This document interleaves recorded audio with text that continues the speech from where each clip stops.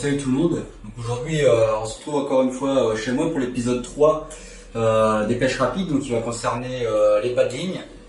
Bien sûr, encore une fois, c'est un ressenti personnel. Tellement de bas de ligne réalisables, on ne sait plus vraiment où donner la tête. Donc moi, je me suis vraiment concentré sur des montages bien spécifiques, propres à moi et surtout qui me ressemblent. Donc quelque chose de simple. Mais avant, on va revenir sur la page YouTube. Donc au moment où je tourne cette vidéo, on a dépassé les 565 abonnés.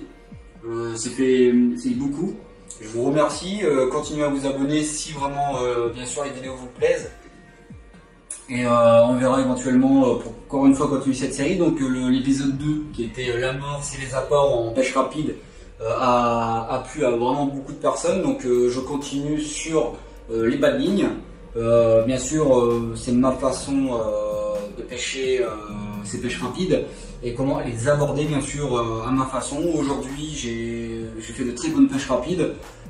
Sans me ruiner ni me prendre la tête sur des bas de ligne, du nylon, des cannes, enfin on y arrivera sur plusieurs épisodes. Donc je reviens aujourd'hui sur le bas de ligne. Donc aujourd'hui il y a vraiment beaucoup de bas de ligne, c'est tellement varié, différent.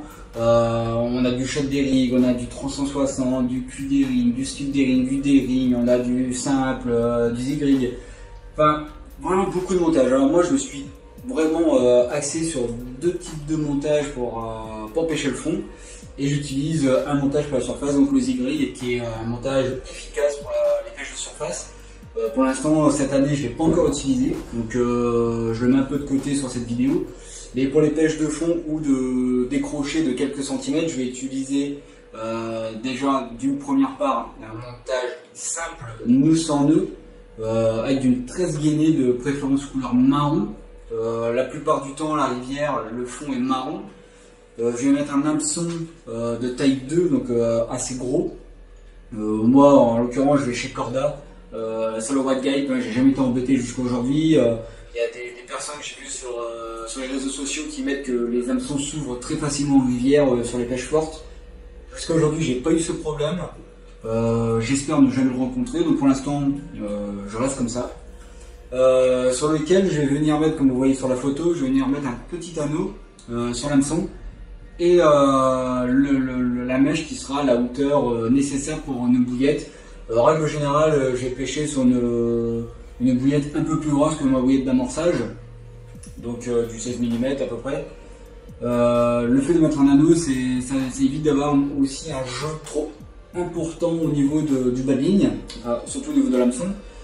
Donc ça c'est vraiment le type de montage passe-partout. À 70% du temps je l'utilise en pêche rapide, devant les obstacles, le long des berges. Vraiment un montage simple qui se réalise très rapidement, parce qu'encore une fois j'utilise ce montage car une fois au bord de l'eau, le remplacement est très rapide.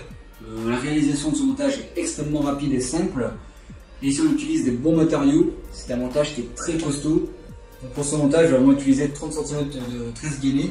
Tout le corps sera gainé jusqu'au plus proche de mon hameçon, en laissant la fin vraiment dégainée pour avoir un jeu, vraiment un beau jeu de l'hameçon au niveau de l'extrémité de mon bas de ligne. Et dégainer forcément la partie haute de mon bas de ligne pour pouvoir faire un nœud sur mon numérion très facilement. Mais pourquoi je mets une si grande distance? C'est que j'aime bien avoir mon appât assez loin de mon plomb, même si mon plomb est assez discret et il peut être naturel ou de plomb de forme de caillou. J'aime bien la laisser avoir loin de mon plomb, c'est très discret. Alors, sachant que mon bas de ligne de couleur marron sera bien plaqué dans le fond en 4S gainé, je pense que c'est très redoutable. Vous avez vu sur mes vidéos de pêche rapide, dont les liens sont dans la description et apparaissent en haut de cet écran, qui d'ailleurs vous ont beaucoup plu, et merci beaucoup pour tous ces commentaires, ça m'encourage encore plus. Il y a une vidéo qui va sortir la semaine prochaine sur une pêche au flotte tube où je touche vraiment de très beaux poissons, surtout un. Donc abonne-toi si tu veux me suivre et voir cette vidéo en flotte tube en rivière. Donc je pars vraiment pêcher dans les là où c'est pas accessible, dans les arbres, et c'est une pêche vraiment intense et sportive. Donc je t'invite à t'abonner pour regarder ça la semaine prochaine. Donc elle sortira vendredi prochain à 17h30 exactement. elle sera en première, donc comme ça on pourra discuter ensemble. J'aime beaucoup ce moment de partage là, sur la première de vidéo. Donc voilà, ça c'est dit. Ensuite, je vais utiliser un deuxième montage sur lequel je vais pouvoir mettre une bouillette dense et également une bouillette pop-up, de type pop-up. Et c'est le slip D-ring. Bon, il y a le D-ring que j'utilise très rarement, c'est plutôt en lac que j'utilise ça, mais là le slip D-ring, c'est vraiment le montage polyvalent. C'est-à-dire si je fais une pêche rapide et je sais pas vraiment en avance quel type d'appareil je vais utiliser, je vais prendre mon petit slip D-ring qui derrière j'ai fait une vidéo tuto dessus. Le lien apparaît en haut de cet écran, donc si tu ne sais pas ce que c'est, je t'invite à aller voir cette vidéo, à suivre le tuto. Je te donne un peu mon ressenti également sur comment je l'utilise, encore une fois, de manière brève. Donc j'utilise le slip D-ring, donc c'est un montage costaud, très rapide à effectuer, tu verras dans la vidéo le tuto. Ce sont des montages vraiment simples, comme vous avez vu, j'utilise des bas de ligne vraiment simples et très efficaces. Je m'amuse pas à faire des montages très compliqués pour des pêches rapides, à commencer à mettre des membres articulés au bout de mon hameçon. Si vraiment je veux décoller mon bas de ligne, je vais mettre une olive sur mon slip D-ring, comme vous voyez sur la photo, à peu près 10 cm. Donc on pourrait tendance dire que c'est une approche assez grossière, on va dire, de mettre une olive et de pouvoir décocher, mais l'avantage de mettre l'olive à la dernière minute, quand je vais pêcher, c'est vraiment de la décrocher à la hauteur que je souhaite et finalement la pêche devient beaucoup plus fine, donc pas si grossière que ça finalement. Donc ce sont vraiment des montages standards mais avec des matériaux très costauds et surtout utilisés à des bons endroits et de manière correcte. Ça c'est très important, je reviens beaucoup sur mes vidéos sur le repérage des spots. Le lien également apparaît en haut de cet écran. J'ai fait le premier épisode sur les spots, le deuxième sur l'amorce et les appâts. Si vous avez votre spot, si vous avez une logique d'amorçage cohérente et une pêche avec des bas de ligne cohérents, c'est-à-dire comme moi par exemple des montages simples, nous sans nœuds, aussi des rigs, vous avez tous les facteurs de votre côté pour pouvoir faire un poisson pour cette pêche rapide de 4 heures par exemple. C'est vraiment le plus important. Si vous commencez à vous faire des montages, je pense, très compliqués, puis au moment de la pêche, vous cassez. Enfin, c'est dommage, vous mettez beaucoup de temps à faire ces types de montages par exemple. Moi je vais très vite, je vais vraiment très vite à faire ces montages. Ma caisse à bas de ligne, voilà, j'ai que 3-4 bas de ligne d'avance. Mais si demain je veux refaire un montage, si je casse pendant une pêche rapide, je sais que je le ferai très rapidement. Il va être important, ça sera le choix des matériaux. Moi je prends la tresse gainée, encore une fois, moi je prends chez Corda, chacun va chez qui il veut, il n'y a aucun problème. Pour la tresse gainée, donc moi je vais surtout prendre du 20 livres ou du 30 livres, hein, c'est vraiment du costaud, du gros, on peut dire ça. Donc c'est vraiment très important. Donc voilà pour ce montage. Donc dans cette vidéo, forcément tu as compris, il n'y a pas de tuto. Le tuto sur le slip D-ring, il est déjà en ligne sur ma page YouTube. Si tu veux un autre tuto d'un montage, un montage simple 900 nœuds, on trouve ça très facilement et c'est très facilement réalisable. Avec un petit anneau, la difficulté n'est pas beaucoup plus grande. Donc sur la pêche, moi je pêche de manière simple, mes bas de ligne c'est bon, vous les avez vus. Mon amorce, vous avez vu ma logique d'amorçage et d'appât. Et avec ça, jusqu'à aujourd'hui, je fais des cartons, encore une fois, dans la rivière du Gardon. Je suis allé, je connaissais pas les lieux, je connaissais pas du tout le cheptel qu'il y avait dans cette rivière. J'ai utilisé ces techniques que je vous énonce au fur et à mesure des épisodes qui sortent sur ma chaîne YouTube. Et vous avez vu que voilà, je touche plusieurs poissons sur ma dernière vidéo au Gardon, je touche 6 poissons en l'espace de moins de 3 heures. En moins de 3 heures, je fais 6 poissons, c'est une grosse vidéo. Ça pêche beaucoup, c'est fort. Mes montages sont vraiment ce que je vous dis là dans cette vidéo. Donc sur cette pêche sur le Gardon, j'étais sur 2 cannes sur le premier coup du matin en montage simple 900 nœuds.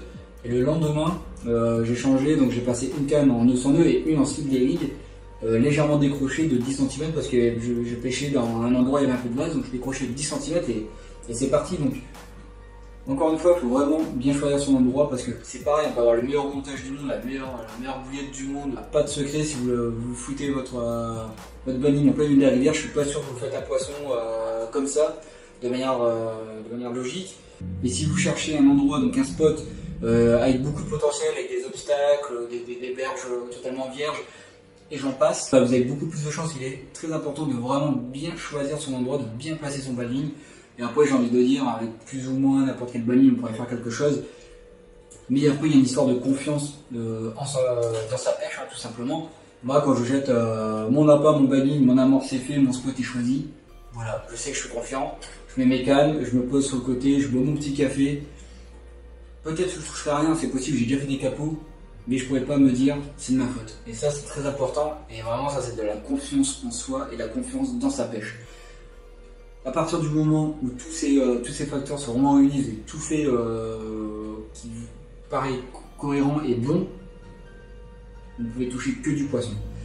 Donc voilà, c'est vraiment une vidéo encore une fois simple, rapide, hein, donc des épisodes. Donc je vous ai mis dans cette vidéo différentes photos sur les différents montages que moi j'utilise avec le petit matériel, les anneaux, etc. J'espère que cette vidéo t'a plu. Dis-le moi en commentaire. Dis-moi comment toi tu abordes tes pêches rapides, si tu fais des pêches rapides au niveau de tes bas de ligne. Moi ça m'intéresse aussi et je suis dans le partage, encore une fois je le dis. Et pourquoi pas essayer autre chose. Donc moi je donne ma manière de procéder. Pour moi la pêche rapide c'est quelque chose faut que ce soit une pêche simple et qui se met en œuvre très rapidement au bord de l'eau. Si c'est pour arriver et puis commencer à se casser la tête, à faire des choses complètement lourdes au niveau préparation, logistique, d'appât, etc., ça vaut pas vraiment le coup. Je ferais ça plutôt pour un 48 heures, bon, voilà. Éventuellement, si je fais un 48 heures dans un lac, ou peu importe, forcément la pêche est différente. Donc je l'aborderai différemment avec peut-être d'autres montages. Donc voilà, j'espère que cette vidéo t'a plu. Abonne-toi si ce n'est pas encore fait. Une vidéo en flotte tube sortira la semaine prochaine, comme je t'ai dit au début de cette vidéo. Donc voilà, donc on a fait le tour de mes bas de ligne. Si tu as des questions, posez-moi en commentaire et je ferai une autre vidéo éventuellement pour mieux expliquer comment j'aborde mes pêches rapides. Peut-être qu'il y a quelque chose qui te chagrine, alors du coup, mets-le en commentaire. Je te répondrai soit par message ou je refais une vidéo pour plusieurs personnes si j'estime que vraiment ça vaut le coup. Et je te dis à la prochaine et garde la pêche.